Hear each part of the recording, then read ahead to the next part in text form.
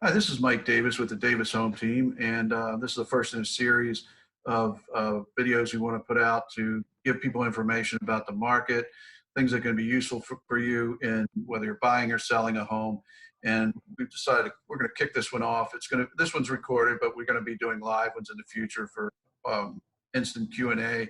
But if you have questions about anything in this video, please send them in to me or to Adam Bacchus, who is my guest. And we decided to kick this off with addressing mortgages because it's such a factor with interest rates fluctuating and in many cases being fantastically low, but also a lot of other things going on in that market. So we're fortunate we have Adam Bacchus from Southern Trust. He's a senior loan officer and sales manager for Southern Trust. And without further ado, I'm going to jump right into it with him. And start out with try to give us, Adam, if you can, just kind of give us an overview of some of the turmoil that's occurred as a result of this coronavirus, and talk to us a little bit about that. Yeah, thanks, Mike. Thanks for the introduction. Appreciate you having me on today, and everybody, thanks for tuning in and listening. Obviously, mortgage was kind of in the direct line of fire with what took place, and really, the biggest thing, it's not so much the virus itself, but it's the reaction and the things that the federal government have been doing to offset some of the situations, economic conditions, people losing their jobs temporarily, layoffs, businesses closing, all those things had an impact. But of course, the federal government came out with their CARES stimulus bill, which was to kind of offset some of it, provide stimulus checks. And one of the things within it was the deferred mortgage payments. And, in spirit, that's a great idea for consumers, especially those that are truly struggling.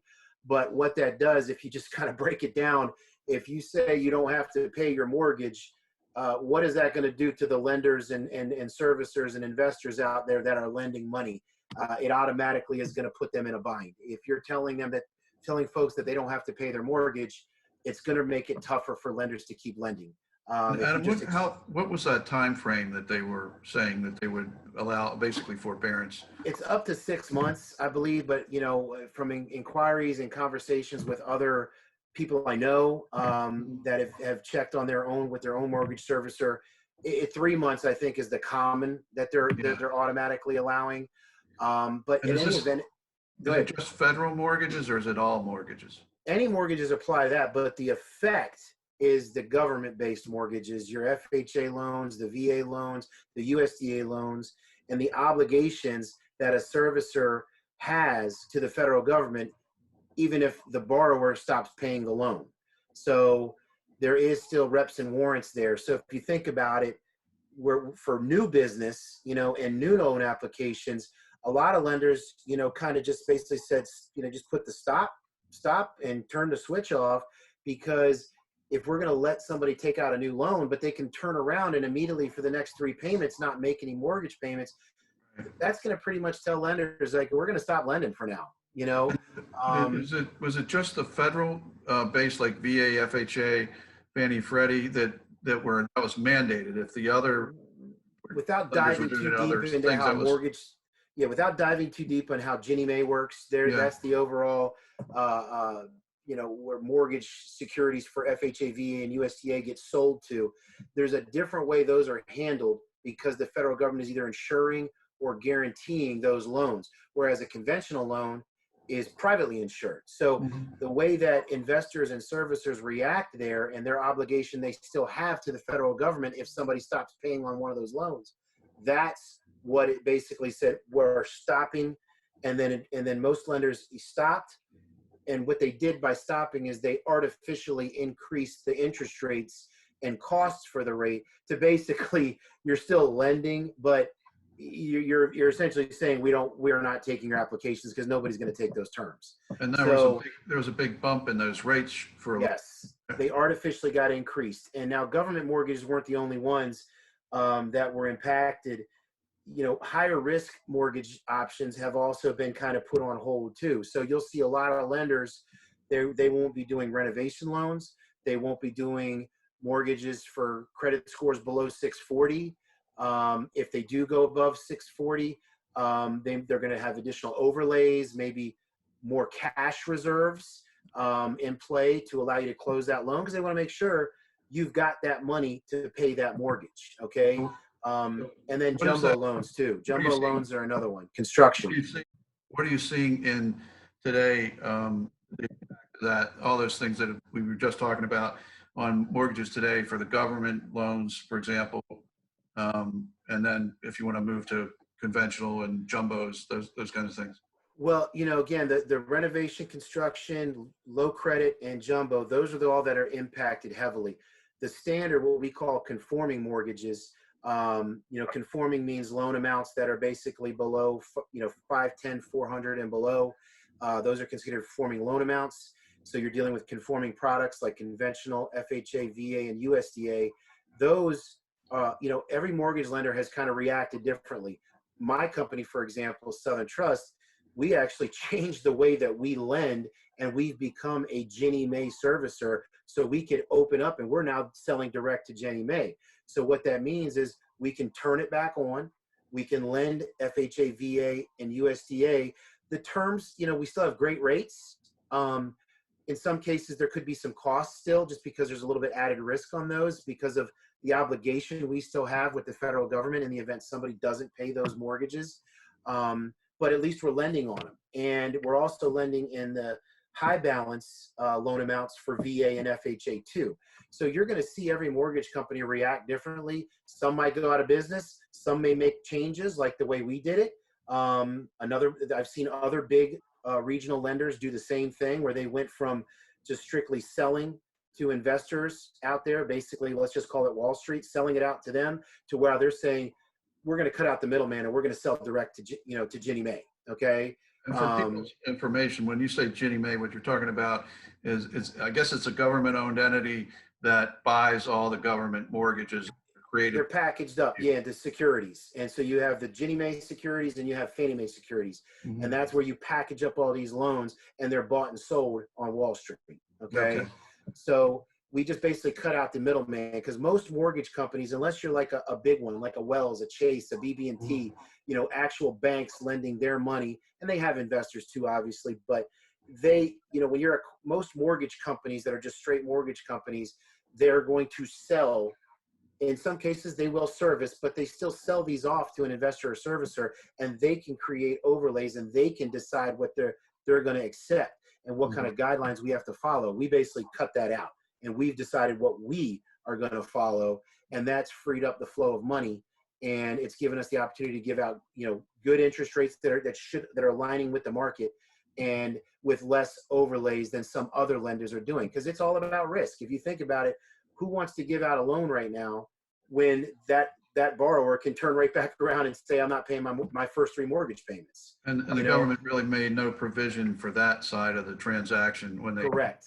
And that's where there's a lot of senators out there that are trying to go at that and get some amendments to the legislation, so that servicers are protected, that Wall Street is protected, because they're the ones that are lending the money. So who wants to lend money if nobody has to repay it? Right, of course. Think about it conceptually. So it was a ripple effect. I think it was unintended consequences. Yes. Somebody didn't think it through. Right. And I'm wondering why it's taken this long to correct it. Because there has been some stuff presented and they've turned it down. So I'm not sure what's really going on behind the scenes, but I know like organizations like the Mortgage Bankers Association, they are definitely hitting hard to try to get this stuff corrected. I've seen some articles, certain senators are trying to work and figure out a way to get this corrected. So will it happen overnight? We don't know. But this is where it is right now. So, now more than ever, folks have to really lean on their professionals. You have a buyer out there, you got to trust that realtor. You got to trust who they're referring you to, loan officers like myself, that, you're going to get a different experience and different information from each mortgage company. It's not universal. You'll see some that are lending, some that have cut off, some that are taking more risk than us. It's just going to be a mixed bag. It's safe to say there's always been differences between lenders, but maybe they're more pronounced now with all this turmoil. Yes, I would agree. Volatility you see in the stock market. Correct. It's all linked, Yeah. Yep. Okay. So hopefully, when the economy starts getting turned back on, as they say, and people started getting back to work, you'll start seeing a shift. Maybe, certainly once this provision for the mortgage payment relief, once that expires, obviously we'll kind of go back to normal or whatever the new normal is going to be.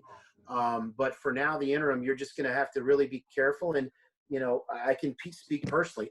I'm buying a house right now myself, and I had to take on terms that probably I wouldn't have had to 3 weeks ago, 4 weeks ago. But if I want to buy right now, this is what I have to go with. And it's not bad. It's just, And it's what just are a those different, kinds of terms you're seeing now that you wouldn't have seen a month or so ago? well, like for a high balance, I don't think I could even find a rate option that didn't require some level of discount points to Okay, so pay. points are something we haven't seen in quite a while. I mean, Not as a common thing, not as something that, hey, it's going to be a part of yeah, what you're doing. And again, it's all based off risk. If Mhm. somebody's not going to pay the mortgage, well, we're either going to collect more Yeah, money up front to right, cover our buns, or right, there's just going to be some offsets, right. Yeah, but I understand that, and I think people get that. So the but I'm getting a purpose is I'm getting a good rate, a high balance loan rate within the mid threes, and I'm gonna low threes actually, and just paying a less than a point to get it. It's worth it to me because I don't want to have a large down payment mortgage yeah. right now. I got to keep the cash in the bank where it belongs for now instead of putting it into a home. So I'm even making concessions personally because of the environment that's taking place. If I So, want to get a so house and a loan, that's what you got to do. just to touch on things quickly. So it sounds like in this environment, you can expect that you may have to pay points as part of the deal, which I guess, can they be financed? One question, can they be financed as part of the deal? But the flip side is that you also get extremely low rate.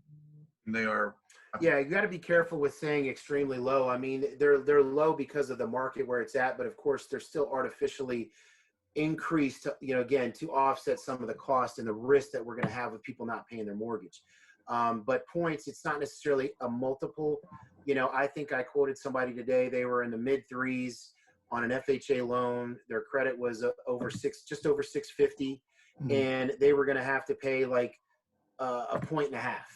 Okay. But they were still getting a rate that was in the mid threes. okay. So, Are you whereas seeing any sub three loans? I haven't priced anything up like that. I'd Okay. have to go look. But it could be out there, maybe in the So conventional just world. a quick number, a quick run for our people who are watching this. So just in sort of a range, if you can do that for FHA, VA, Fannie, Freddie, conventional, what might I'm the way I'm seeing rate it at is I least? like, and it's hard to really gauge what every's doing, Right, I but I understand, but would just kind of a say range if you think you can, mid if three that's a percent. reasonable question. If you're in a conforming loan amount, so below 510, 400, you're hmm probably going to be looking at a rate in the mid threes. And hmm then from there, it's going to be how much do you pay for it? The better the hmm credit, more likely you're not going to have to pay any That's discount. that's the If you're points aspect of it. the points, right? If you're kind of in that average to good, you might have to pay like a half a point, something Hmm. like that. What about kind of rates for conventional buyers? Um, Conventionally, you're Similar? probably looking at low threes if you have a larger down payment, but in Okay. some cases there could be special programs where you could still get right in the threes with a very low down payment. And um, just go ahead. I'd have to look and see what the pricing is. Okay. We're having kind of a little bit of a volatile day in the market, but it's just tough, with rates. None of this here is a direct quote. This is all just kind of general talk about Right. That's all. the That's what we're looking environment. for. I But mean, it's first of all, that's going to change from day to day anyway. day to day, and then I got to pull. You So, got to have credit score. You got to yeah. see. There's lots of different factors, but Right. what I'm seeing a lot is a lot of lenders are putting like a floor credit score, like 640 seems to be like most of them are kind of. We're not lending with anybody less than a 640 score. So it's fair to say that the lending criteria is tightened up a bit. Yeah, mm-hmm. It And definitely how has. about It's quick item, because a lot of first-time home buyers were able to benefit tremendously from this previously. What about these Maryland mortgage programs now?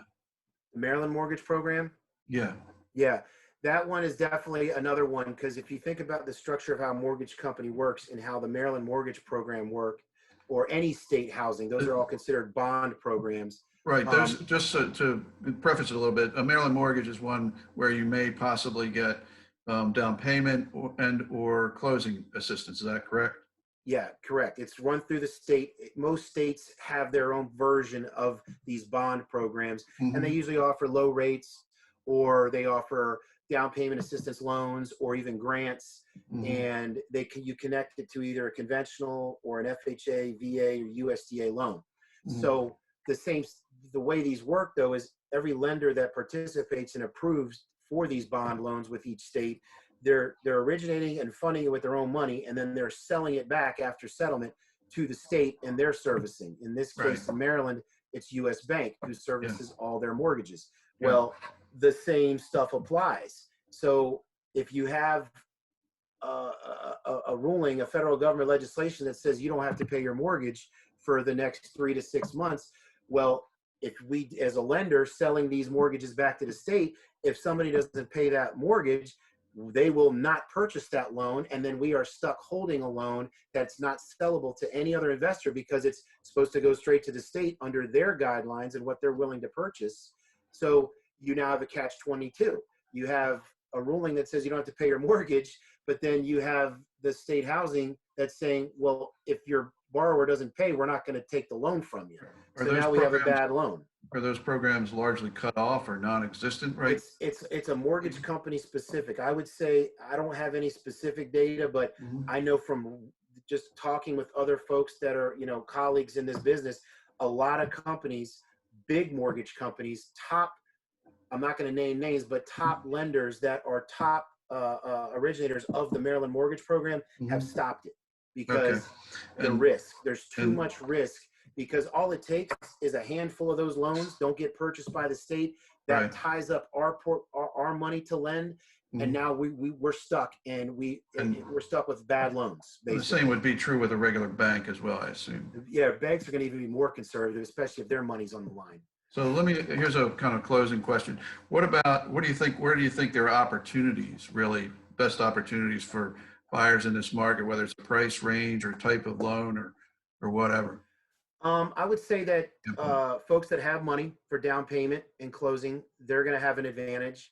Folks with high credit scores, 680 or better, are going to have an advantage. That's not to say you can't get a loan below 680 right now for a score, but they're going to have advantages because they're not going to have as many overlays. They're going to have better pricing on the interest rates. They're going to have just more likelihood of getting their loans through.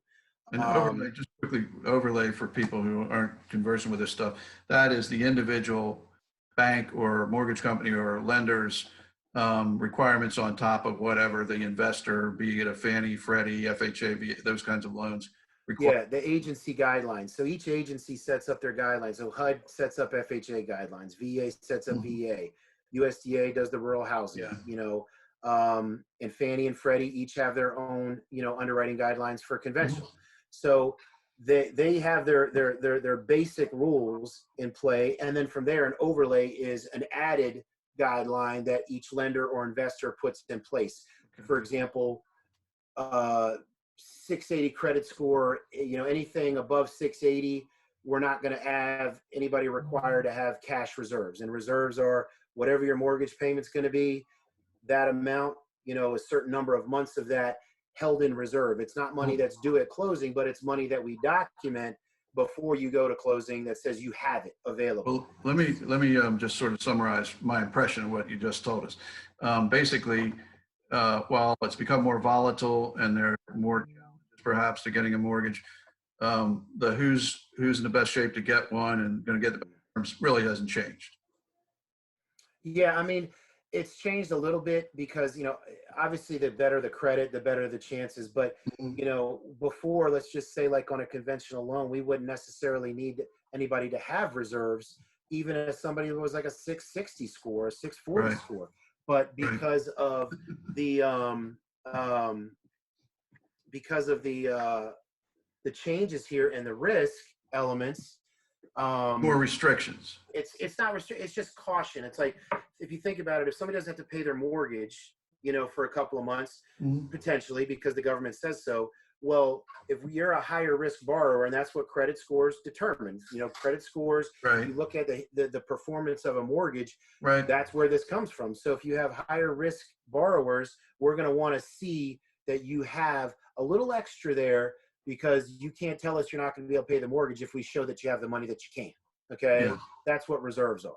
Okay. Okay. So that's a But typical overlay right now, is but cash reserves. Or another one, your debt to income ratio can't exceed a certain percentage, but even though it's allowed.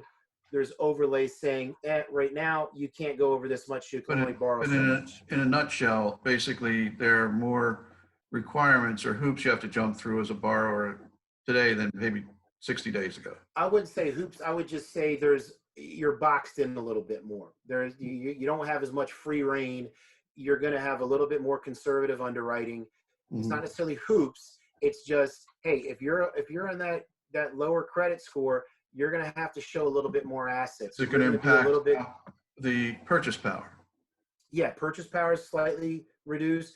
Like Mhm. self-employed borrowers, Yeah. we're actually there. I've seen guidelines where we're not going to give you 100% of your income. We're going to knock it down 25%, because we don't know where your income is going to end up being a business owner. That's a Okay, big deal. the big deal. Yeah. 25% of your purchasing power. Okay. Well, Adam, I really appreciate your taking time to talk to us today. That's very helpful. A lot of terms came up. We might have to explain to people a little. Yeah, a Um, little bit but too much mortgage speak, a little bit, but it's that's hard not to. that's what happens Um, when you talk to a pro in the business. yeah, I try to But break it down to layman's terms, but it's tough. Sometimes you yeah, just can't. It is what it is. yeah. No, that was really great. I really appreciate it. I think people will find it helpful. And again, thank you. It's Adam Bacchus, senior loan lender and sales manager for Southern Trust. We'll give you his information if you want to get in touch with him after. And please send us any questions. Again, I'm Mike Davis with the Davis Home Team here in Annapolis, and look forward to seeing you all again. And next time it may be live, so you can ask questions right as we're doing it. Thanks again. Sounds good. Thank you, guys. Thank you. Okay.